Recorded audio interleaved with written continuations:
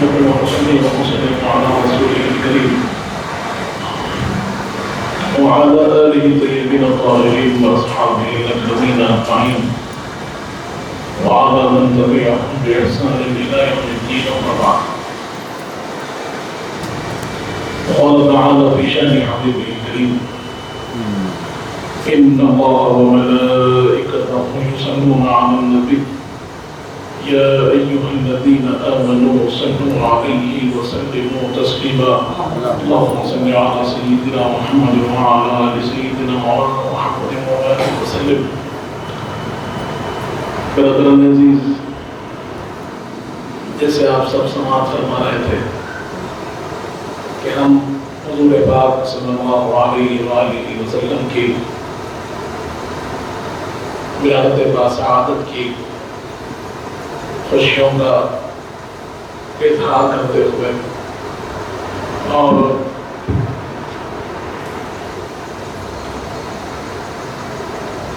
اور ہم یہ جاننے کی سعادت حاصل کر رہے تھے کہ حضور پاک کی سیرت طیبہ اور آپ کے جو واقعات ہیں اس کو ہم سلسلے وار سماعت کریں. جیسے ہم جانتے ہیں کہ حضور پاک صلی اللہ علیہ وآلہ وسلم نے ارشاد فرمایا کہ اللہ تبارک و تعالی نے زمین کے سب سے بہترین نفوس کو میرے نور کے منتقل ہونے کے لیے چن لیا. سب سے بہترین جو لوگ تشریف فرما تھے انہی کے سلبوں میں سے اور وہی پاک رحموں میں حضور پاک کو منتقل کیا گیا. اور حضور پاک صلی اللہ علیہ وسلم ارشاد فرماتے ہیں کہ جبرائیل میری بارگاہ میں حاضر ہوئے. حاضر ہو کر عرض کیا کہ میں نے سارے جہاں کے لوگوں کو دیکھا. دنیا میں جتنے بسنے والے لوگ ہیں، جتنے خاندان دنیا میں پائے جاتے ہیں، جتنے قبیلے خاندان دنیا میں ہیں، جن کی عزتیں، جن کی عظمتیں، جن کی شوکتیں ہیں، ان تمام گھرانوں کا میں نے جائزہ لیا. تمام گھرانوں کو میں نے دیکھا. تمام کے تمام کی عزتوں کو، ان کی پاکیوں کو، ان کی خلقت کو، ان کے اخلاق کو میں نے دیکھا. لیکن جب میں نے آپ کے خاندان بنو ہاشم کو دیکھا تو ساری دنیا میں سب سے بہتر پایا. اللہ تبارک و تعالیٰ نے حضور پاک صلی اللہ علیہ وسلم کی تشریف آوری کے لیے دنیا کے سب سے بہترین خانوادے کا انتخاب کیا. آپ کے دادا جان حضرت عبد المطلب اور آپ کے بابا جان حضرت ہاشم. ہم جو بنو ہاشم اور ہاشمی گھرانہ سنتے ہیں، یہ آپ کے پردادا جان حضرت ہاشم کے نام سے مشہور ہوا. اور آپ بہت ہی ثقیل المزاج شخصیت تھے. خدمت خلق آپ کا ایک خصوصی شیوا تھا کہ جس کو آپ اپنایا کرتے. اور معاملہ یہ تھا کہ جتنے حجاج کعبۃ اللہ کو حاضر ہوتے، ہم جانتے ہیں کہ اسلام سے پہلے بھی کعبۃ اللہ مرکز تھا. عرب کے جتنے قبائل اطراف و اکناف کے شہروں کے اور جو ملکوں کے لوگ تھے وہ خانہ کعبہ کو حج کے لیے حاضر ہوتے تھے. اگرچہ کہ وہاں کے انداز مختلف تھے، حج کا انداز مختلف تھا، ان کے عبادت کے انداز مختلف تھے، لیکن خانہ کعبہ تب بھی مرکز تھا. اور سینکڑوں لوگ وہاں پر حاضر ہوتے. بہت سے لوگ وہاں پر جا کر رہ جاتے. ان کی خدمت کا، ان کے کھانے پینے کا انتظام کی ضرورت ہوتی. تو ان تمام کا انتظام حضرت ہاشم کا. حضرت ہاشم کی یہ خوبی تھی کہ آپ ہر ایک کا انتظام فرماتے، ہر ایک کے لیے آپ اہتمام فرماتے اور ان کو کھانے پینا رہنے کا جو ساز و سامان ہے وہ برادران عزیز، تو اس طور پر حضرت ہاشم بیت اللہ شریف کے ذمہ دار تھے، متولی جسے کہتے ہیں، ذمہ دار تھے، اور تمام جو معاملات طے پاتے تھے وہ آپ ہی کے ذمے ہوتے تھے۔ ویسے تو ہر قبیلے کا وہاں پر ایک ایک اپنا کردار تھا، کہ کوئی قبیلوں کی خوبی یہ تھی کہ وہ آپسی قبیلوں کے جھگڑوں کو دور کرتے تھے، کسی کا معاملہ یہ تھا کہ وہ لوگوں کے وہاں پانی پلانے کے انداز کو دیکھتے، کھانے کا جو انداز جمع ہوتا اس کو دیکھتے، لیکن تمام ذمہ داریوں کے اوپر بیت اللہ شریف کی خصوصی جو ذمہ داری ہے وہ ذمہ داری حضرت ہاشم کی، حجاج کے آنے کی، حجاج کے جانے کی، ان کے رہنے کی، ان کے کھانے کے پینے کی، وہ تمام کی ذمہ داری حضرت ہاشم کی تھی۔ اس کے بعد وہ ذمہ داری منتقل ہوئی آپ کے دادا جان، حضور پاک دادا جان حضرت عبد المطلب۔ تو یہ خاندان کو اللہ نے اپنے گھر کی خدمت کے لیے بھی پہلے سے چن رکھا۔ تو میرے آقا فرماتے ہیں کہ اللہ نے مجھے ان نفوس قدسیہ میں بھیجا ہے جو اس دنیا کے سب سے بہترین خاندان ہے۔ وہ خاندان کون سا ہے؟ بنو ہاشم کا خاندان ہے۔ برادران عزیز، اب حضرت عبد المطلب رضی اللہ عنہ کی حضور کے دادا جان، اور آپ کا کردار، آپ کا انداز بھی ویسے ہی تھا جیسے آپ کے بابا جان کا تھا، وہی خدمات، وہی حجاج کا خیال رکھنا، وہی مخلوق کی خدمت کرنا، وہی لوگوں کو کھانا پلانا، اور ان کے ہر ایک تکلیف کا خیال رکھنا۔ بڑی نیک شخصیت، لوگ اپنی تکلیفوں کو لے کر، اپنی پریشانیوں کو لے کر، اپنے فیصلوں کو لے کر آپ کے پاس حاضر ہوتے، اور آپ کے پاس سے بڑا اطمینان بخش جواب لے کر واپس ہوتے۔ برادران عزیز، حضرت عبد المطلب کا معاملہ یہ تھا کہ آپ کے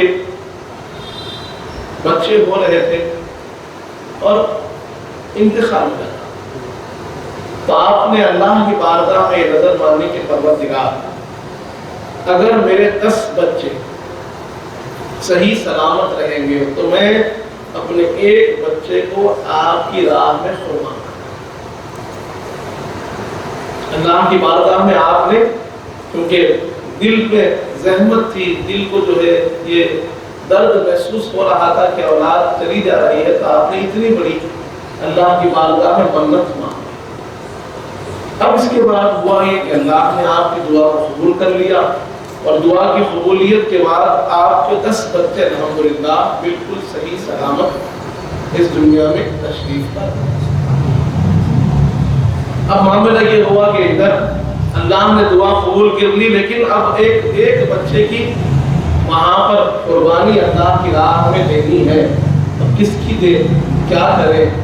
تو سب سے پہلے تو قرآن اندازی ہوئی، ایک روایت کے مطابق کہ قرآن اندازی میں جس کا نام نکلے گا ان کو اللہ کی راہ میں ذبح کر دیا۔ نام نکلا کس کا؟ تو حضرت عبداللہ۔ حضرت عبداللہ کون ہیں؟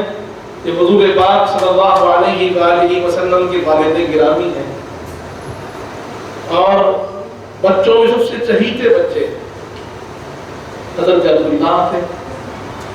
اب جب آپ کا نام نکلا، نام نکل گیا، معاملہ سامنے آ گیا، اب کرے تو کیا کرے؟ اس پر وہاں کے جو اس وقت کے بزرگ کہلاتے تھے، کاہن جس کو کہتے تھے، اس وقت لوگ نجومیوں کے پاس، کاہنوں کے پاس جا کر اپنی بات کو پوچھتے تھے، مسائل کا حل تلاش کرتے تھے۔ تو وہاں لوگوں نے کہا کہ جا کر ان سے پوچھ لیں، تو انہوں نے کہا کہ ایسے کرو کہ 100 اونٹ ذبح کرو۔ روایات میں آتا ہے کہ آپ نے حضرت عبداللہ کے لیے 100 اونٹ ذبح کیے، اور ایک روایت میں آتا ہے کہ 300 اونٹ ذبح کیے۔ اللہ نے آپ کی اس قربانی کو قبول فرمایا، اور پھر آپ کو اشارہ ملا کہ اللہ نے آپ کے بچے کے بدلے آپ کی یہ قربانی قبول کر لی۔ تو حضور پاک صلی اللہ علیہ وسلم اس لیے فرماتے تھے انا ابن ذبیحتین، کہ میں 2 ذبیح اللہ کا بیٹا ہوں، اللہ کی راہ میں ذبح ہو جانے والے 2 ذبیح اللہ، ایک حضرت اسماعیل ذبیح اللہ علیہ السلام، کہ میں ان کی اولاد میں سے ہوں، اور دوسرا میرے والد گرامی حضرت عبداللہ بھی ذبیح اللہ ہے کہ جن کو نظر مانی گئی تھی اور جن کے بدلے میں 300 اونٹ اللہ کی بارگاہ میں قبول ہوئے. تو یہ حضرت عبداللہ کی تشریف آوری ہوئی. اس کے بعد اب جب ہم وہاں کے حالات کو دیکھتے ہیں، حالات ایسے تھے مکہ کے کہ لوگ ایک تو اللہ کی معرفت سے دور ہو. رب ذوالجلال بندے مومن کو اس لیے بھیجا ہے کہ وہ اللہ کو پہچانے، اور ہماری خلقت کا بنیادی مقصد پروردگار ہم کو سمجھا رہا ہے اور بتا رہا ہے کہ تمہیں اس لیے پیدا کیا گیا ہے کہ تم اللہ کی عبادت کر سکو. وما خلقت الجن والانس الا ليعبدون، کہ ہم نے جن و انس کو اس لیے بھیجا تاکہ وہ اللہ رب ذوالجلال کی عبادت کر سکے. لیکن وہاں کے لوگ اللہ کی معرفت سے دور ہو گئے، اللہ کی یاد سے دور ہو گئے تھے، اللہ کے ذکر سے دور ہو گئے تھے، اللہ کی عبادت سے دور ہو گئے تھے، اور انہوں نے الگ الگ انداز سے عبادات کو شروع کر دیا تھا، اختیار کر لیا تھا. ایک طرف جو بنیادی مقصد حیات ہے وہ مفقود ہو گیا، یہ لوگ اپنے رب کو ہی بھول گئے، اپنے خدا ہی کو بھول گئے. دوسری طرف جو انسانی حقوق ہیں، جو انسانیت کے تقاضے ہیں، جو ایک انسان دوسرے انسان کی طرف اپنے فرائض رکھتا ہے، ذمہ داریاں رکھتا ہے، وہ ذمہ داریاں بھی وہاں پر بالکل ختم ہو چکی ہیں. بالکل اس کو بھی بالائے طاق رکھ دیا گیا تھا، اس کو بھی ترک کر دیا گیا تھا، اس سے بھی کوئی اس طرف توجہ نہیں تھی. جیسے مثال اگر آپ دیکھتے ہیں تو آپ کو معلوم ہوگا کہ انسان کی سب سے اہم ذمہ داری اس کے اپنے گھر والے ہوتے ہیں، اس کے اپنے بیوی بچے ہوتے ہیں، اس کے اپنے والدین ہوتے ہیں، جہاں پر اس کی سب سے پہلی ذمہ داری ہوتی ہے، جن کی ذمہ داری اٹھانا اس کے لیے ضروری ہے. لیکن ہم عرب کے ماحول کو دیکھتے ہیں، عرب کا جو انداز زندگی ہو چکا تھا کہ وہاں پر عورت کا کوئی مقام نہ تھا، چاہے وہ بطور بیوی ہو چاہے بطور بیٹی ہو، ان کا کوئی مقام نہیں. ان کو ایک گھر کی چیز کی طرح استعمال کیا جاتا تھا. اور عرب کا یہ انداز ہم جانتے ہیں، عرب کا یہ مزاج ہو چکا تھا کہ وہ اپنی بیٹیوں کو اپنے اوپر بوجھ سمجھتے تھے، اپنے لیے ذلت کا سامان سمجھتے تھے، اپنے لیے ایک ایسی شے سمجھتے تھے کہ جو منحوس تھے. ان کے گھر میں بیٹی پیدا ہونا یہ وہ منحوس تصور کرتے تھے. یا دوسری طرف یہ تصور کرتے تھے کہ اگر یہ بیٹی بڑی ہو جائے گی تو پھر ہمیں جب اس کی شادی کرنی پڑے گی تو بچے والوں کے سامنے ہم زیر ہو جائیں گے، ذلیل ہو جائیں گے، ان کے سامنے جھکنا پڑے گا، تو اس لیے ہم نہیں چاہتے کہ یہ بچی بڑی ہو.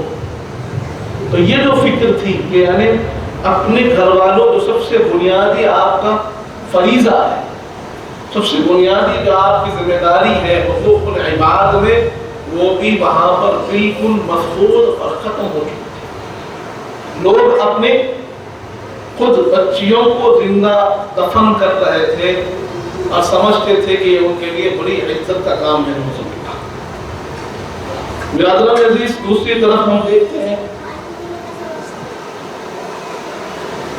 کہ ان کا جو مزاج ہو چکا تھا، چھوٹی چھوٹی باتوں پر جھگڑے، چھوٹی چھوٹی باتوں پر فساد، چھوٹی چھوٹی باتوں پر جنگ کا ہو جانا، اور اپنے مزاج کے اندر تکبر، فخر، انا کو رکھنا. ہر ایک چیز کی بنیاد انہوں نے اپنی انا کو رکھا تھا. اور اگر ان کے انا کے خلاف کوئی کام ہو جاتا تو وہ وہیں پر جھگڑا کر لیتے، وہیں پر فساد ہو جاتا اور وہیں پر ایک دوسرے کی مار پیٹ ہو جاتی۔ یہ مزاج عرب کا بن چکا تھا۔ برادران عزیز، اس کے بعد ہم دیکھتے ہیں کہ وہاں لوٹ مار عام ہو چکی تھی۔ اگر کوئی مسافر، اگر کوئی مہمان حج کے لیے آتا تو اس کے سامان کو لوٹ لیا جاتا، اس کے پیسے خطرے میں، اس کا سامان خطرے میں، اس کی جان خطرے میں، اس کی عزت خطرے میں، اس کے گھر والے خطرے میں۔ وہ کسی نہ کسی قبیلے کے امان لے کر آنا، کسی نہ کسی قبیلے سے اجازت لے کے آنا، اور اس کو امان ملتی تو پیسے دے کر امان ملتی۔ یہ عالم ہو چکا تھا۔ اب ان حالات جہاں پر جو بنیادی آپ کا مقصد حیات ہے اللہ کی عبادت، اللہ کی پہچان، اللہ کی معرفت، وہ عرب بھول چکے تھے۔ اس کے ساتھ ہم دیکھتے ہیں کہ جو بنیادی حقوق بندوں کی طرف ہے وہ حقوق ختم ہو چکے تھے۔ نہ گھر والوں کا خیال تھا، نہ اولاد کا خیال تھا۔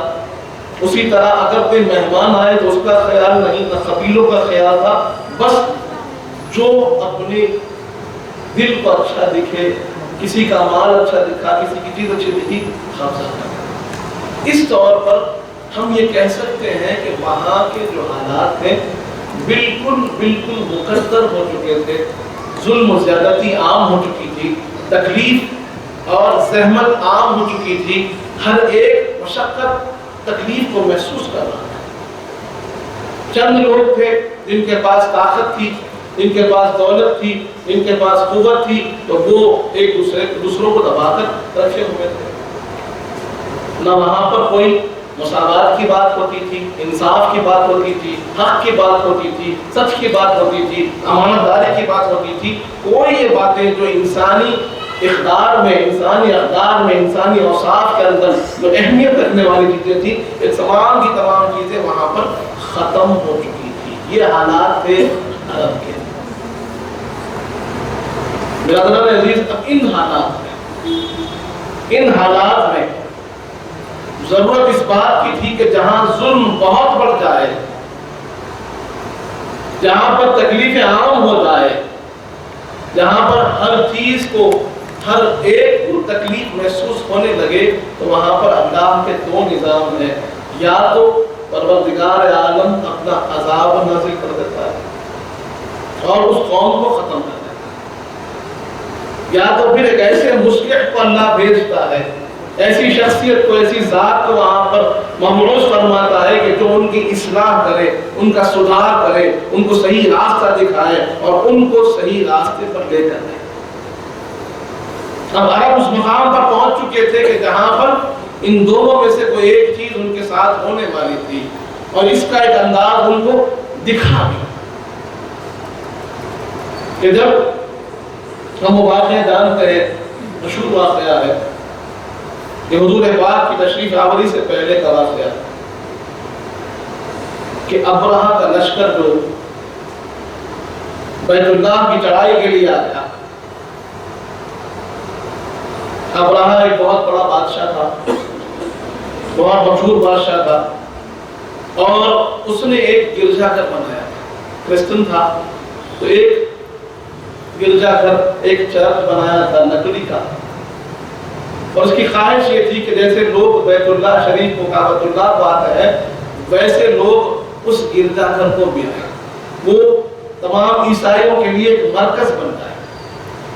اس سے پہلے بھی آپ نے واقعہ سنا ہے، لیکن کیونکہ سلسلے وار بات چل رہی ہے تو بات پھر ایک مرتبہ آپ کو سنا ہے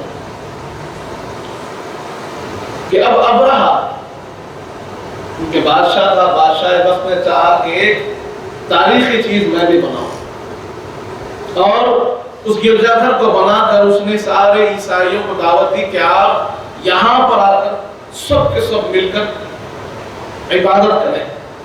تو جیسے لوگ، عرب کے لوگ خانہ کعبہ کو جا رہے تھے، ویسے ہی عیسائی لوگ اس گرجا گھر کو آنے لگے تھے۔ وہ ایک مرکز بن چکا تھا عیسائیت کا، اور وہاں پر سارے کے سارے لوگ، عیسائی لوگ جمع ہو رہے تھے۔ مؤرخین لکھتے ہیں کہ ایک مرتبہ ہوا یوں کہ عرب کے قبیلے والے، کیونکہ یہ مال و متاع کی خرید و فروخت کے لیے سفر کرتے تھے، سفر کرتے ہوئے اس گرجا گھر کے قریب میں جا کر اپنا پڑاؤ ڈالے، خیمہ زن ہوئے اور وہاں پر کھانا پکایا، کھایا، آگ جلائی اور رات گزاری۔ رات کے وقت میں جو آگ جلائی گئی تھی اسی آگ سے کچھ لپٹیں اٹھی، کچھ چنگاریاں اٹھی اور اس گرجا گھر پہ جا گری۔ گرجا گھر لکڑی کا تھا، اس کو آگ لگ گئی اور وہ سارا گرجا گھر گر گیا۔ اگرچہ کہ ان کا کوئی قصور نہ تھا، اگرچہ کہ انہوں نے عمدن اس کو کوئی زحمت دینے کی کوشش نہیں کی گئی تھی، لیکن ان کی لگائی ہوئی آگ سے ہی تو اس کو آگ لگی۔ اور بادشاہ وقت بنایا اور گرجا گھر تھا تو اس کو اور زحمت ہوئی اور تکلیف ہوئی، اور اس نے یہ بات کو ٹھان لیا، اس بات کو اپنی انا پر لے لیا اور اس بات کا فیصلہ کر لیا کہ تم نے میرے گرجا گھر کو جلا دیا، میں تمہارے کعبے کو توڑ دوں گا۔ بادشاہ وقت اعلان کر دیا کہ میں چڑھائی ہوگی کعبے پر اور اللہ کے گھر کو منہدم کر دیا جائے گا، اللہ کے گھر کو گرا دیا جائے گا، کعبۃ اللہ کو گرا دیا جائے گا۔ اور ابرہہ کا لشکر بڑا مشہور تھا، اس میں عام طور پر گھوڑے ہوتے ہیں، عرب کے لشکر میں اونٹ ہوتے ہیں، لیکن اس کے پاس ہاتھیاں بھی تھے، اور اس کے پاس ایک سفید ہاتھی بھی آتا ہے جس کا نام محمود ملتا ہے، وہ ابرہہ کا ہاتھی تھا جس پر وہ سوار ہوتا تھا، اور یہ ہاتھیوں کا لشکر مشہور تھا۔ قرآن بھی اسی کو ایسے ہی بیان کرتا ہے کہ الم تر کیف فعل ربک باصحاب الفیل، اے حبیب کیا آپ نے نہیں دیکھا کہ ہم نے ہاتھیوں والے لشکر کے ساتھ کیا کیا؟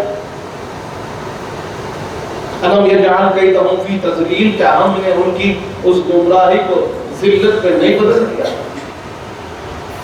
برادران عزیز، اب اللہ تبارک و تعالیٰ اس واقعے کو بیان کرتے ہوئے سمجھا رہا ہے کہ عرب کے حالات کیا تھے، کعبۃ اللہ کا معاملہ کیا تھا، حضور پاک کی آمد سے پہلے کا وقت کیسا تھا۔ ابرہہ نے اب اعلان کر دیا، لشکر کشی ہو گئی، لشکر تیار ہو گیا، ابرہہ کا لشکر چلتا ہوا کعبۃ اللہ کے قریب سے قریب تر آ گیا، اور ادھر اہل مکہ کو یہ بات کا خبر ملی کہ ابرہہ ہم پر حملہ کرنے والا ہے۔ تو یہاں کے سرداروں نے کہا کہ تم مقابلہ تو نہیں کر سکتے ہو، چلو ہم پہاڑوں میں چلے جاتے ہیں۔ آج تو مکے کے اطراف میں بہت بڑا شہر بس چکا ہے، لیکن جب آپ غور کریں گے تو معلوم ہوگا کہ بیت اللہ شریف جو ہے یہ پہاڑوں کے درمیان، اطراف میں پورے پہاڑ ہے اس کے، تو جتنے وہاں رہنے والے قبیلے تھے انہوں نے کہا کہ آپ سب اپنے بچوں کو لے کر، اپنی عورتوں کو لے کر، اپنے سامان کو لے کر پہاڑوں کی طرف چلے جائیے، کیونکہ ہم یہ جنگ نہیں جیت پائیں گے، یہ جنگ جیتنا ہمارے لیے مشکل ہے، اس لیے ہمیں چاہیے کہ ہم یہاں سے نکل جائیں۔ حضرت عبد المطلب کے دل پر بڑا رنج اٹھا۔ آپ دیکھتے ہیں کہ مقابلے کا ساز و سامان ہمارے ہاتھ میں نہیں ہے، تیاری ہمارے پاس نہیں ہے، لشکر ہمارے پاس نہیں ہے، ہتھیار ہمارے پاس نہیں ہے، لوگ لڑنے کو آمادہ نہیں ہے، لیکن دیکھتے کیا ہے کہ ایک منظم سامنے لشکر کھڑا ہوا ہے جو کعبۃ اللہ پر حملہ کرنا چاہتا ہے۔ حضرت عبد المطلب کیونکہ کعبے کے متولی تھے، کعبے کے ذمہ دار تھے، اور آپ کو اس بات کا احساس تھا کہ یہ کتنا بڑا قدم ہو سکتا ہے، آپ اللہ کے گھر کے پاس جاتے ہیں، بیت اللہ کے سامنے کھڑے ہو کر رب ذوالجلال سے دعا کرتے ہیں کہ اے رب ذوالجلال، یہ آپ کا گھر ہے اور آپ اس کی حفاظت فرمائیے۔ ہم کمزور ہیں، ہم ناقص ہیں، ہمارے پاس قوت و طاقت نہیں، لیکن آپ تو قادر ہیں، آپ اس کی حفاظت فرمائیے۔ اب رب کے سامنے اپنا معروضہ پیش کیا اور اس کو اللہ کے حوالے کیا، اور اپنے گھر والوں کو بھی آپ نے کہہ دیا کہ جاؤ آپ بھی اپنے بچوں کے ساتھ کسی اہم اور وہاں حفاظت والی جگہ پہ پہنچ جاؤ۔ ابرہہ نے ادھر اپنے لوگوں کو بھیجا کہ دعوت دریافت کرو کہ کون ذمہ دار ہے، کیا طاقت ہے، کیا حال ہے۔ تو انہوں نے جان لیا کہ یہ یہاں پر حضرت عبد المطلب جو ہے وہ کعبے کے ذمہ دار ہیں، اور یہاں کچھ قبیلے ہیں جو کعبۃ اللہ کے اطراف میں رہتے ہیں، لیکن ان کے پاس اتنی طاقت اور قوت نہیں ہے۔ ابرہہ کے لوگوں نے کیا کیا، حضرت عبد المطلب کے کچھ اونٹ چل رہے تھے ان کو بھی اپنے قبضے میں لے لیا۔ اور اس غرض سے لیا کہ حضرت عبد المطلب کو بلانے میں آسانی ہوگی، ان سے بات چیت کرنے میں آسانی ہوگی، شاید کہ وہ ہمارے سامنے سرنڈر کر دے، ہم سے معافی اور نادم ہو جائے تو بات کچھ اور ہو۔ حضرت عبد المطلب کو بلایا گیا تو آپ نے کہا کہ یہ کیا کر رہے ہیں؟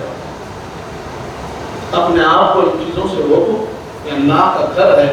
لیکن وہ کیونکہ الزام تراشی پر الزام تراشی کر رہا تھا، اس نے کہا کہ تمہارے لوگوں نے ہمارے بیٹے کی طاقت کو جلا دیا۔ آپ نے کہا کہ وہ ہمارا کام نہیں تھا، وہ ہمارا کام نہیں تھا، لیکن وہ اپنی بات پر مصر رہا، اصرار کرتا رہا۔ آپ نے کہا ٹھیک ہے، تیرا بحث تو اپنے ساتھ رکھ، میں یہاں پر تجھ سے بحث کرنے کو نہیں آیا ہوں، تو نے میرے اونٹ لے لیے ہیں، وہ اونٹ چھڑانے کو آیا، وہ اونٹ مجھے دے دے۔ ابراہ کہنے لگا کہ میں تمہارے اللہ کے گھر کو توڑنے آیا ہوں اور تمہیں اپنے اونٹوں کی فکر ہے، تو آپ نے فرما دیا کہ جس کا گھر ہے وہی حفاظت فرما۔ اب بات چیت ہوئی، ابراہ مانا نہیں، آپ حضرت عبد المطلب نے اپنے اونٹ لیے اور آپ بھی کسی خاص مقام پر جا کر انتظار کرنے لگے کہ اب کیا ہوگا۔ ابراہ مکہ مکرمہ کے باہر ایک وادی ہے، وہاں تک اس کا لشکر آ چکا تھا۔ اللہ تبارک و تعالیٰ نے اسی وادی میں چند پرندوں کو روک دیا، جس کو اللہ خود قرآن میں فرماتا ہے کہ ان کا نام ابابیل ہے۔ اور آپ نے شاید تصویروں میں دیکھا کہ ہوگا، جو بیت اللہ شریف میں حاضر ہوئے وہاں پر بھی آپ نے دیکھا ہوگا۔ اب تو شاید کیونکہ وہاں نئی تعمیر ہو گئی تو ابابیل نظر نہیں آتے، لیکن آج سے 10-12 سال پہلے اگر کوئی حاضر ہوئے تو وہاں جو پرانی تعمیر تھی وہاں پر چھوٹے چھوٹے گھونسلے ہوتے تھے اور چھوٹی چھوٹی چڑیائیں، ایک الگ وجہ کی چڑیا ہے ابابیل، وہاں گھومتے تھے۔ اب اللہ تبارک تعالیٰ نے ان پرندوں کو، اللہ کیا فرماتا ہے وَأَرْسَلَ عَلَيْهِمْ طَيْرًا أَبَابِيلَ، اللہ نے ان پر پرندوں کو بھیج دیا۔ ان پرندوں کا نام ابابیل تھا۔ وہ پرندے اب آتے ہیں تو کیسے آتے ہیں؟ ترمیہم بحجارۃ من سجیل، کہ ان کے پاس چونچ میں اور پیروں میں چھوٹے چھوٹے کنکر تھے۔ کیسے کنکر؟ سخت مٹی جو ہوتی ہے، سخت مٹی سے بنے ہوئے اس طریقے کے چھوٹے چھوٹے کنکر لے کر یہ پرندے اللہ کے حکم سے اب آسمان پر اڑنے لگے۔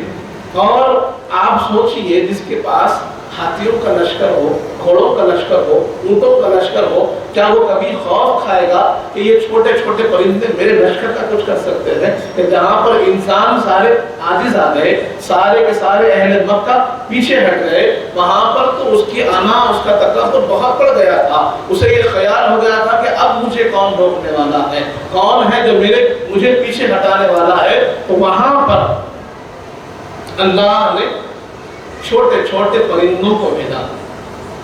اللہ فرماتا ہے کہ ان کو اللہ نے حکم دیا کہ تم اپنی چونچ میں کنکر اٹھاؤ اور ان ہاتھیوں والے لشکر پر مارو، ان لشکر پر مارو۔ اب پہلے تو خیال نہ ہوا ہوگا کہ یہ پرندے ہمارے لشکر کے اطراف میں کیوں منڈرا رہے ہیں، یہ لشکر کے اوپر پرندوں کا جھنڈ کیوں منڈرا رہا ہے۔ لیکن اللہ کے حکم سے جب وہ پرندوں نے اپنے چونچ میں چھوٹے کنکر لے کر ہاتھیوں والے لشکر پر مارے تو پھر اللہ کہتا ہے کہ ہم نے ایسے ہاتھیوں کو تبدیل کر دیا فَجَعَلَهُمْ كَعَصْفٍ مَأْكُولٍ، کہ ہم نے ان کو کھایا ہوا بھوسا کیسے ہوتا ہے ویسے بنا دیا۔ آج لوگ دیکھتے ہیں کہ ایک چھوٹی سی گولی ہو، ایک چھوٹا سا ہتھیار رہتا ہے لیکن بہت بڑا نقصان کر رہا ہے۔ رب نے وہاں بتا دیا کہ اللہ کی قدرت میں ایک چھوٹا کنکر بھی ہاتھی کو ختم کر سکتا ہے، جہاں پر کوئی طاقت کام نہیں آتی۔ جہاں پر کوئی قوت آپ کو نظر نہیں آتی، جہاں پر ہر شخص اپنے آپ کو عاجز محسوس کرنے لگے، لیکن اگر اس کا تعلق رب سے مضبوط ہوگا تو رب کی طاقت اس کے شامل حال ہوگی، پھر محفوظ اللہ کی حفاظت کے لیے اللہ کی طاقت ایسی ہوگی کہ جس سے چاہے کام لے لے گا، چاہے تو چھوٹے پرندے سے ہاتھی ہمارے لشکر کو ختم کر دے، یہ اس کی قدرت ہے، جیسے چاہے کر سکتا ہے۔ ہونا کیا چاہیے؟ اللہ کی ذات پر کامل بھروسہ ہونا چاہیے۔ حضرت عبدالمطلب یہی بھروسہ تھا کہ اگر ہم عاجز ہے کوئی بات نہیں، ہمارا رب تو خاطر ہے۔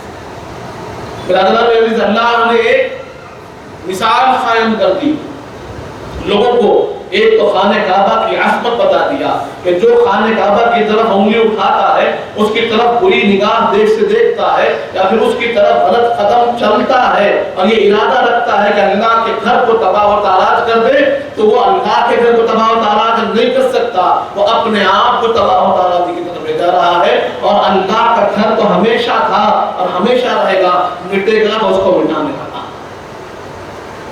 بات یہی ہوئی، اور اس وادی میں اللہ نے ایسی عبرت لوگوں کے سامنے رکھی کہ لوگوں کے دل دہل گئے کہ اللہ کی قدرت کیا ہے۔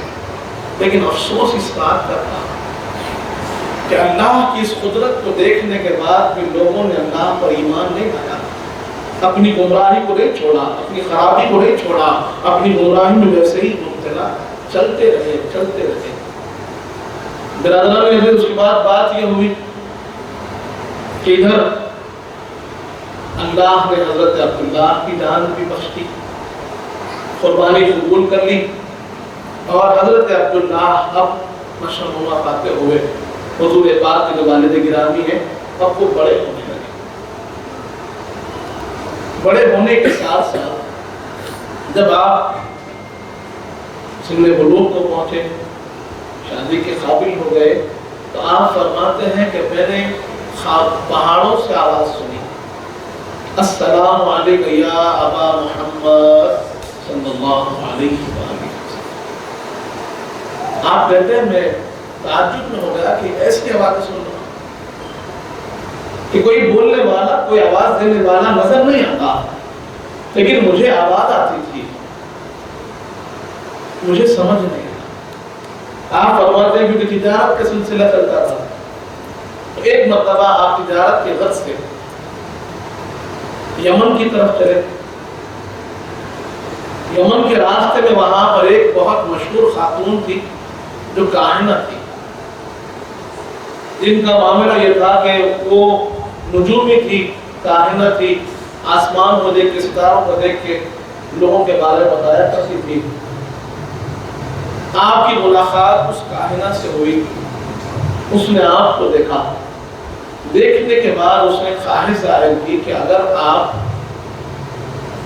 چاہے تو مجھ سے نکاح ہے، میں آپ سے نکاح کرنا چاہتا ہوں۔ حضرت عبداللہ نے کہا کہ میں نکاح کے لیے ابھی تیار نہیں ہوں، کیونکہ نکاح کے لیے مجھے اپنے والد گرامی سے پوچھنا، اگرچہ کہ وہ بہت نیک اور مشہور خاتون تھی، لیکن حضرت عبداللہ نے نکاح سے انکار کر دیا۔ اور بات یہ ہوئی کہ جب آپ سفر سے واپس آئے تو آپ کے والد گرامی نے آپ کے لیے ایک شہزادی کو منتخب کر لیا تھا، ایک خاتون کو منتخب کر لیا، جن کا نام بی بی آمنہ تھا۔ سفر سے واپسی کے بعد آپ کا نکاح بی بی آمنہ سے، بی بی آمنہ سے نکاح ہوا، اور کچھ دن ساتھ رہنے کے بعد آپ پھر تجارت سفر کے لیے اسی راستے پر گئے۔ پھر اس خاتون سے ملاقات ہوئی تو آپ نے کہا کہ ہاں تم نے خواہش ظاہر کی تھی، ہاں اب میں تم سے نکاح کر سکتا ہوں، میں نے اپنے والد سے اجازت لی نہیں تھی۔ تو وہ کاہنہ عورت کہتی ہے کہ نہیں، اب میں آپ سے نکاح نہیں کرنا چاہتی، اب میں آپ سے نکاح نہیں کرنا چاہتی۔ حضرت عبداللہ نے کہا کہ یہ کیا بات ہے؟ یہ بات سمجھ میں نہیں آئی کہ جب تم اصرار کر رہی تھی نکاح کرنے پر اور اب تم انکار کر رہی ہو نکاح کرنے سے، بات کیا ہے؟ وجہ تو معلوم ہو کہ میں تو وہی ہوں۔ اس نے کہا کہ نہیں، میں جو دیکھ رہی تھی اب نہیں دیکھ رہی،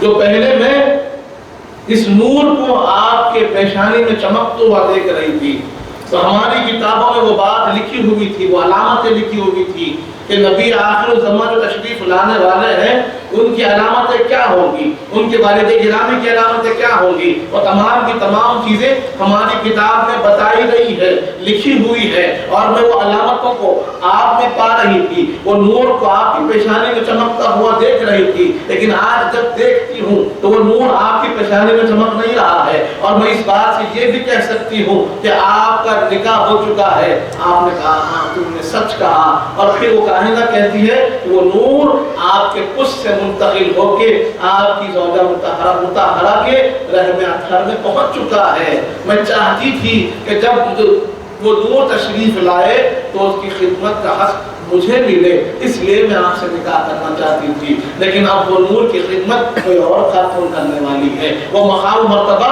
کسی اور کو ملنے والا ہے، وہ عظمتیں وہ رفعتیں کسی اور کو حاصل ہو چکی ہے، اس لیے میرا اب نکاح کا کوئی ارادہ نہیں۔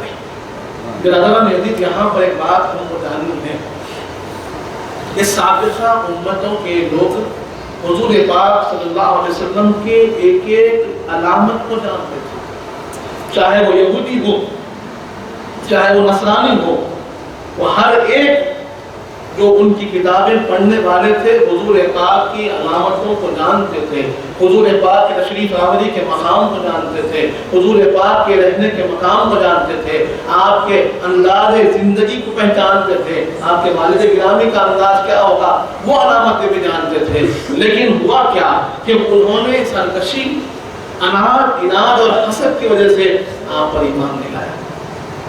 یہودی بھی جانتے تھے، عیسائی بھی جانتے تھے، اس لیے قرآن خود فرماتا ہے کہ وہ آپ کو ایسے جانتے ہیں حبیب جیسے کہ اپنے بچوں کو جانتے ہیں، ایک ایک چیز سے واقف ہیں، لیکن صرف یہ وجہ کہ آپ ان کے درمیان میں آئے اور عرب میں آ گئے، اس لیے سرکشی کی خاطر آپ پر ایمان نہیں لایا۔ تو انا، تکبر اور حسد یہ ایمان سے بندے کو دور کرتا ہے، ہمیں ان چیزوں سے بچنا چاہیے۔ برادران عزیز، اسی سفر میں حضرت عبداللہ کا مثال ادھر حضور پاک صلی اللہ علیہ وسلم اپنے والدہ کی شکم میں موجود ہے۔ اب سرور کائنات جب اس دنیا میں جلوہ فرما ہوئے تو شان یتیمی کے ساتھ تشریف لائے ہیں کہ آپ کے والد گرامی کا وصال ہو گیا۔ حضور پاک تشریف لا رہے ہیں تو شان یتیمی کے ساتھ تشریف لا رہے ہیں، اور آپ تشریف آوری کا ذکر محققین یوں کرتے ہیں، روایتوں میں آتا ہے کہ کیونکہ حضور پاک رحمت للعالمین، ہم جانتے ہیں کہ جب بچہ تولد ہوتا ہے تو بہت زحمت اور تکلیف ہوتی ہے، ماں کو بڑی تکلیف ہوتی ہے، لیکن بی بی آمنہ سلام اللہ علیہا فرماتی ہے کہ مجھے جب حضور پاک تشریف لائے تو کوئی تکلیف نہیں ہوئی، تو یہ رحمت کے اثر کی ابتدا تھی۔ حضور پاک جو رحمت للعالمین بن کر تشریف لائے ہیں، وہ کیسے ممکن تھا کہ اپنی والد ماجدہ کو آمد کے وقت تکلیف دے، زحمت ہو؟ تو اللہ نے وہ تکلیف بھی رفع کر دی، اور اما جان فرماتی کہ کوئی تکلیف نہیں، بلکہ جب آپ کی آمد کا وقت قریب تھا تو ایک ایسی نورانی مخلوق مجھ سے آ کر ملاقات کرتی، نورانی خواتین مجھ سے آ کر ملاقات کرتے، کوئی کہتے کہ میں مریم ہوں، کوئی کہتے کہ میں آسیہ ہوں، اور آ کر مجھے مبارکباد پیش کرتے، نورانی مخلوق کو میں دیکھتی۔ اور پھر جب حضور پاک تشریف لائے تو میں نے دیکھا کہ ایک نور پھیلا ہے، ایک نور ایسا پھیلا کہ اس کی وسعت، اس کی روشنی اتنی زیادہ تھی کہ میں بصرہ کے محلات کو اپنی نگاہوں کے سامنے چمکتا ہوا دیکھ رہا تھا۔ حضور پاک صلی اللہ علیہ وسلم کی تشریف آوری ہوتی ہے، اس نور مجسم کی تشریف آوری ہوتی ہے، تو پھر کوئی آرام ہی آرام ہے، اور کہتے ہیں مورخین لکھتے ہیں کہ جب آپ تشریف لائے تو آپ کی زبان مبارک ہل رہی تھی، اللہ کے ذکر میں مصروف تھے، اور انگلی مبارک اٹھا کر شہادت کی گواہی بھی دے رہے تھے، اور کہیں نہ کہیں یہ بھی لکھا ہوا ہے مورخین یہ بھی بتاتے ہیں کہ آپ نے وہیں سے اپنی امت کے لیے بھی دعا کی۔ یہ معجزہ تھا، یہ بتانا مقصود تھا کہ جہاں جو تشریف لانے والے ہیں کوئی عام شخصیت نہیں۔ جیسے حضرت عیسیٰ علیہ السلام کے لیے بات مشہور ہے کہ آپ جھولے میں تھے، وہیں پر آپ نے کہا تھا انی رسول اللہ، کہ میں اللہ کا رسول ہوں۔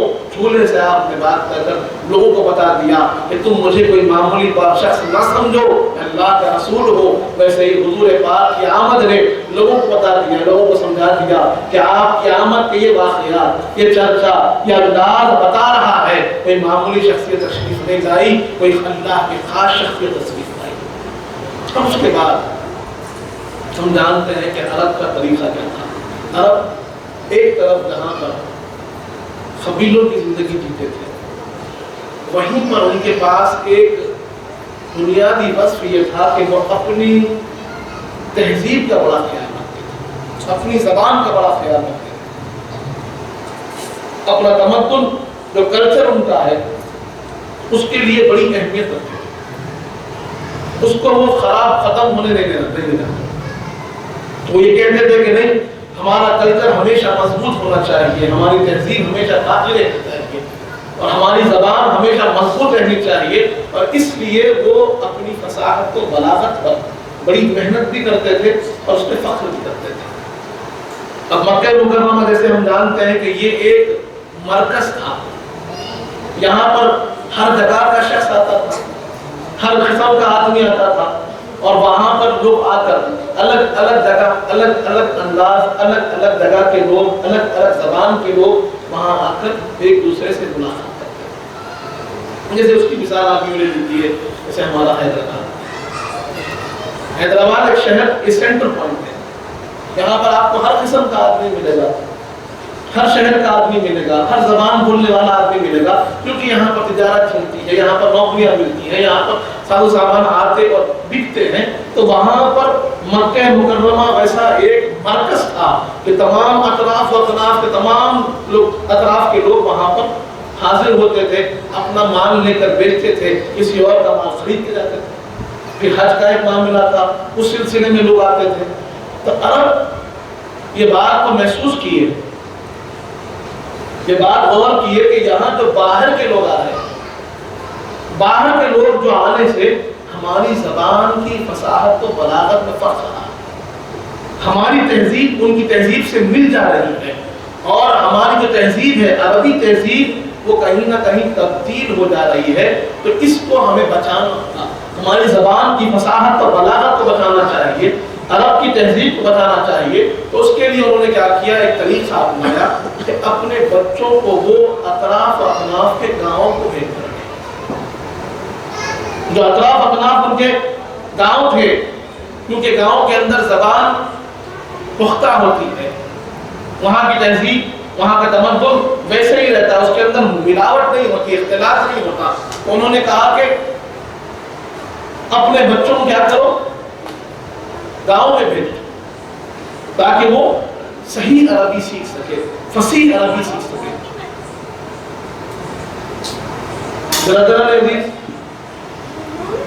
اب یہ سلسلہ جاری ہو گیا اور لوگ اپنے بچوں کو گاؤں کو بھیجنے لگے، اور یہ اس حد تک آگے بڑھ گیا کہ کچھ لوگ اس کو اپنا پیشہ بنا، کچھ لوگ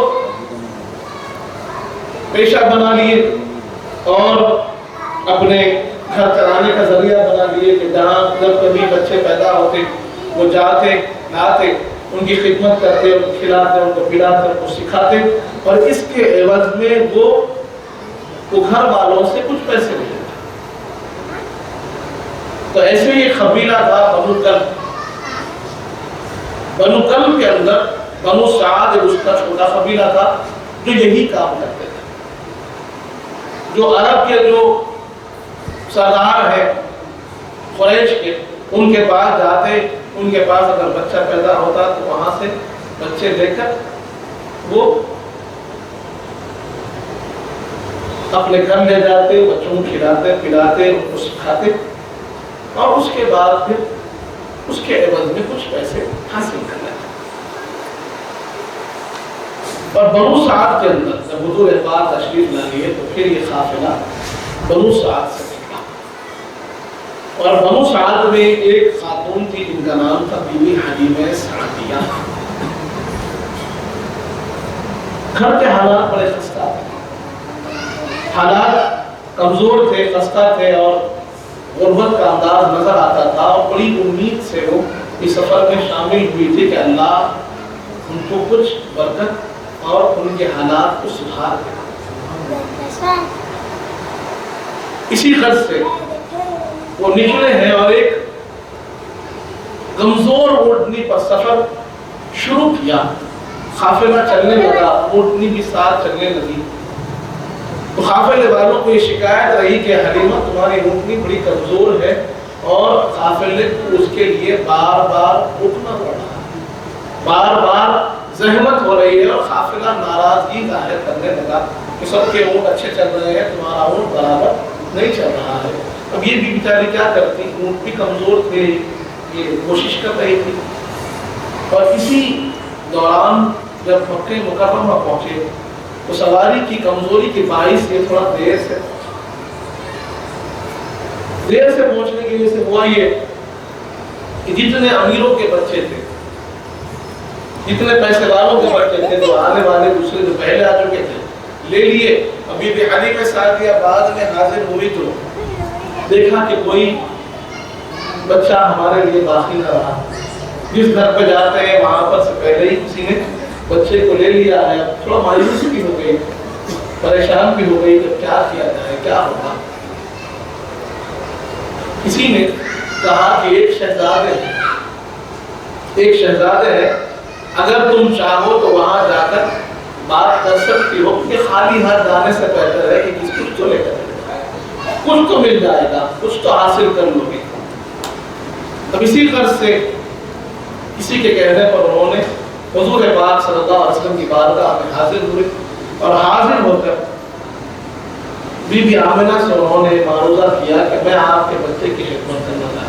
بی بی آمنہ نے کہا کہ میرا ایک بچہ ہے، میں کر سکتی ہوں، لیکن کیونکہ عرب کا طریقہ ہے، یہ کلچر ہے یہاں کا، اس لیے میں دینے کو راضی ہوں، لیکن تم اس کا خیال رکھنا اور بہت زیادہ معاوضے کا تم یہاں پر فکر نہ رکھو۔ اب بی بی حلیمہ سعدیہ جب حضور پاک کے چہرے انور کو دیکھتے ہیں، حضور پاک سرور کونین ہیں، جھولے میں لیٹے ہیں، آرام کر رہے ہیں، چہرے انور پر نگاہ پڑی، بی بی حلیمہ سعدیہ کہتی ہے آپ کچھ دیں نہ دیں، میں اس شہزادے کی خدمت کرنا چاہتا ہوں۔ برادران عزیز، اب بی بی حلیمہ سعدیہ حضور پاک صلی اللہ علیہ وسلم کو لے کر اپنے گود میں اپنی اونٹنی پر سوار ہوتی ہے۔ اونٹنی پر سوار ہو کر قافلے میں چلتی ہے تو قافلہ پھر کہتا ہے کہ حلیمہ آتے وقت بڑا زحمت ہوئی تھی، بڑی تکلیف ہوئی تمہارے آنے سے، کہ تم آہستہ آہستہ آ رہے تھے، اب تو تھکے ہوئے ہیں، واپس جانا ہے، ذرا تم کوشش کر کے ساتھ ساتھ۔ بی بی حلیمہ نے کہا کہ یقیناً میں کوشش کروں۔ اب سفر شروع ہوا، قافلہ چلنے لگا، سب سواریاں، سب اونٹ ساتھ چل رہے ہیں، تو قافلے والے خوش ہونے لگے کہ دیکھو ماشاءاللہ ہمیں زحمت نہیں ہو رہی ہے، ساتھ چل رہے ہیں۔ اب اس دیر گزرنے کے بعد جیسے قافلہ آگے بڑھنے لگا تو اب بی بی حلیمہ سعدیہ کی جو اونٹنی تھی اس کا انداز بدل گیا، چال بدل گئی، چلنے کا انداز بدل گیا۔ اب وہ اونٹنی کی رفتار تیز ہو گئی، ایسے چل رہی ہے جیسے کوئی مضبوط اونٹ چلتا ہے، تیز رفتاری کے ساتھ۔ اب قافلے سے آگے نکل کر اونٹ چل رہا ہے، لوگ پریشان ہیں کہ یہ کمزور اونٹ تو قافلے میں پیچھے چل رہا تھا، اب آگے کیسے چلنے لگا، اس کی کمزوری میں کیسے دور ہو گئی، اس میں ایک طاقت کیسے آ گئی، یہ تو قوت اس کو کیسے حاصل ہوئی۔ لوگ سب کے سب دنگ رہ گئے، پریشان ہو گئے۔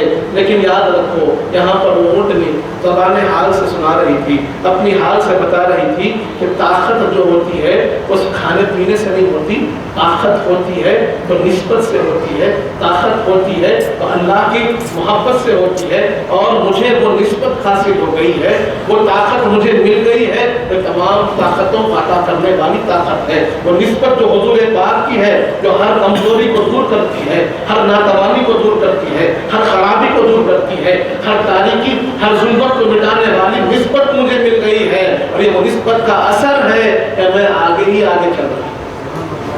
برادران عزیز، یہاں پر ایک سبق ہمارے لیے کہ آج ہم جہاں کوشش کرتے ہیں کہ دنیاوی طاقتوں کو حاصل کریں، دنیاوی مقام و مرتبہ کو حاصل کریں، یا پھر دنیاوی قوت کے پیچھے ہم دوڑتے ہیں، وہاں پر ہمیں جاننا چاہیے کہ اللہ نے ہمیں وہ نسبت عطا فرمائی ہے کہ ہمارے لیے سب سے بڑی طاقت ہے، ہمارے لیے سب سے بہترین اور سب سے اہمیت والی چیز کوئی ہے وہ حضور پاک کی نسبت ہے. اگر ہم اس کی قدر کریں گے، اگر ہم اس کے تقاضوں کو پورا کریں گے، اگر ہم سچے مومن مسلمان بن جائیں گے، تو پھر یقیناً اللہ کی رحمت ہمارے شامل حال ہوگی، اور تمام تر طاقتیں جو کچھ ہے کیونکہ اسی کی عطا سے ہے، وہ اللہ کی قدرت سے ہمارے قدموں میں آ جائیں گے. وہ کب ہوگا؟ کب ہوگا؟ جب ہم حضور پاک صلی اللہ علیہ وسلم سے اپنی نسبت، اپنی وابستگی، اپنے تعلق کو مضبوط سے مضبوط کریں اور ہماری زندگی کو حضور پاک صلی اللہ علیہ وسلم کی فرمان کے مطابق گزاریں، آپ کی سیرت پاک کے مطابق گزاریں، تبھی جا کر یہ ہو سکتا ہے. اگر ہم زبان سے کہیں نہیں مجھے چاہیے، لیکن ہمارا عمل، ہمارا کردار، ہمارے اخلاق اسی گواہی نہ دیں، تو پھر کیسے حاصل ہوگا؟ اگر ہم اس نسبت کا لحاظ رکھیں تو یقیناً اللہ ہمارا خیال رکھے. تو یہ اونٹنی کی یہ انداز، یہ قوت، یہ چال بتا رہی تھی کہ یہ نسبت کا اثر کیسے ہوتا ہے. اللہ نے نسبت تو جانور ہے، ہم تو انسان ہیں. اللہ نے ہمیں یہ نسبت عطا فرمائی ہے کہ جس کے لیے موسیٰ علیہ السلام، عیسیٰ علیہ السلام بھی دعا فرماتے تھے کہ پروردگار اگر آپ ہمیں نبوت نہ دیتے کوئی بات نہیں، ہمیں امت محمدی میں پیدا کرتے. اللہ نے وہ مقام ہم کو دیا، وہ نصیب ہمارے لیے اللہ نے رکھا کہ ہم حضور کی امتی بن کر پیدا کریں، جس کے لیے انبیاء خواہش فرماتے تھے. اس کے لیے ہمیں چاہیے کہ اپنی ذمہ داری کو سمجھیں کہ ہمارا کیا کام ہے، اس کو سمجھیں، ہم کس لیے پیدا کیے ہیں اس کو سمجھیں کہ کھانا پینا، زندگی گزارنا یہ تو گزر کی جائے گی، لیکن ہم وقت اللہ کی عبادت میں کتنا گزار رہے ہیں، حضور پاک کی سنتوں کو کیسے زندہ کر رہے ہیں، حضور پاک کے طریقوں کو کیسے اپنا رہے ہیں، یہ دیکھنا ضروری. یہ ہمارے لیے بہت ضروری ہے، کیونکہ یہی چیز ہے جو آخرت میں کام آنے والی ہے، جو ہمیں کامیاب کرنے والی ہے. برادران عزیز، یہاں ہم ایک بات کو روکتے ہیں اور انشاءاللہ یہاں سے بھی سلسلے کو جاری رکھیں گے. کل انشاءاللہ جانے میں کہ پھر واقعات کیسے ہوئے، حضور پاک کا بچپن کیسے گزرا، پھر حضور پاک نے اعلان نبوت سے پہلے بیت اللہ شریف میں اور خانہ کعبہ کے لیے کیا اچھے اچھے کام کیے، پھر اعلان نبوت کیسے ہوا، سلسلہ انشاءاللہ جاری رہے گا. اللہ تعالیٰ ہمارا سلام پڑھتا موت کی ایمان پڑھتے وقت نظر حضور پاک صلی اللہ علیہ وسلم کا دیدار نصیب فرما، میں نے پرسانی مستقل پرہیزگار بنا، ہمارے گناہوں کو معاف فرما، ہمارے گناہوں کو نیکیوں سے تبدیل کر دے. ہم جو پریشان ہیں ہم کی پریشانی ہم جو بیمار ہیں شفا کامل عطا فرما، ہم جو مخصوص ہیں سب کو عطا فرما، جو کچھ سنے ہیں جو کچھ کہے ہیں اس پر عمل کرنے کی توفیق عطا فرما. حضور پاک صلی اللہ علیہ وآلہ وسلم کا سچا غلام و امتی بنا مالک، اہل بیت اطہار کا غلام بنا، صحابہ کرام کا چاہنے والا بنا، اولیاء اللہ کا چاہنے والا بنا، ان کے بتائے راستے پر چلنے کی توفیق عطا فرما. صلی اللہ تعالی علی خیر خلقہ سیدنا محمد وعلی آلہ وصحبہ وسلم. الحمد للہ.